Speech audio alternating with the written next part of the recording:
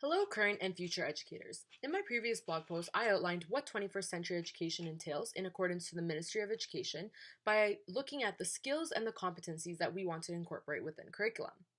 In this video, I will expand on these ideas of incorporating 21st century education within the classroom with the help of literacies such as multicultural literacy, mental health literacy, and media literacy. Now, I'd just like to preface that there is a multitude of literacies that we should include and is equally as important as the three that I have chosen. However, for the purposes of this video, I will focus on these three and discuss how it can be incorporated within our classroom. For starters, we have multicultural literacy. As defined by the Ministry of Education, this literacy is focused on inclusive strategies which work to understand, identify, and eliminate pre-existing biases, barriers, and power dynamics that limit our understanding and our learning. Now, what exactly do I mean by power dynamics? When I say power dynamics, I'm looking at the distribution of power within these hierarchies. So, for example, how is our society set up and by which hierarchies are determining what we learn in school, or which hierarchies are determining what literature is more important. Now, this all includes multicultural literacy, as instead of using texts that only support or represent the dominant group, we can include multicultural texts within the classroom. Now, for example, the first book I have here is called Chili Burn Me Tongue, and this was written by Christopher D'Souza. This book talks about the variety of types of food that many students eat, and this is looking at diverse foods around the world that we see, for example, within a lunchroom. And another book that I have here, also written by Christopher D'Souza, is Kicking the Elephant's Ankle, which talks about colonialism. Now, we're still following the same requirements of language. However, we're using this time to look at multicultural text. This is going to broaden the horizons of the students, where they can really open up and see the different types of things that happen, and really open their minds to what we call the ever-changing 21st century. Now, I truly believe that with this literacy, we can attempt to break down the pre-existing barriers of society which benefit the dominant group by working together to empower all individuals, and especially those who are marginalized. Secondly, we have mental health literacy. This includes the prevention, early recognition, and intervention as defined by the Center for Addiction and Mental Health, known as CAMH. Now, mental well-being of students is crucial, and the early intervention and initiatives that work to promote well-being of students will be beneficial as they continue throughout the school system.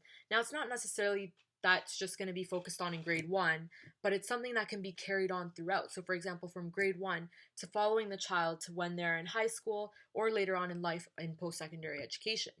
Now, we can use this, an example of incorporating within the classroom is, for example, meditation for 20 minutes each day. Calming sounds playing throughout the time that students are working individually or within groups, practicing breathing. Therefore, these students can use these strategies outside of school and know how to cope with mental health and stress inside and outside of school. Another literacy that I will discuss is media literacy. As Laura Lane mentioned in lecture, it allows for us to critically analyze, evaluate, and create media, looking at a variety of media outlets such as on the internet. So we can look at social media, such as Facebook, Twitter, blogs, Tumblr, news sources like CP24, CBC, or world-renowned sites, and many other forms. And this can also be text, such as books that we find in the library, or even through music.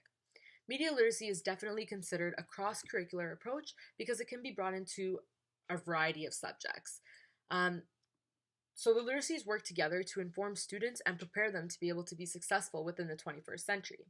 Each literacy requires students to use critical thinking, creativity, and communication, which are the competencies and the skills that we aim to provide with 21st century education.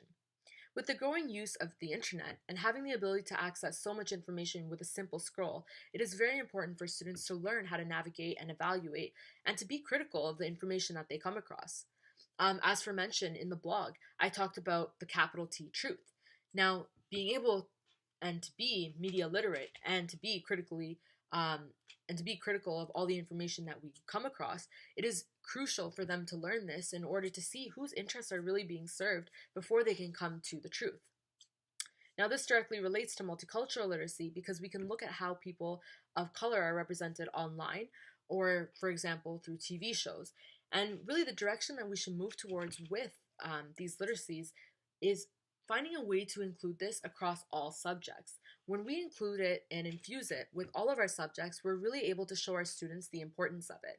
And as I mentioned before, literacies are assisting us in teaching these 21st century skills, and we're able to show the students how to navigate within this century. And it's the ever changing with the globalized communities, as well as we're moving very fast with technology. So another literacy that could have been discussed is digital literacy.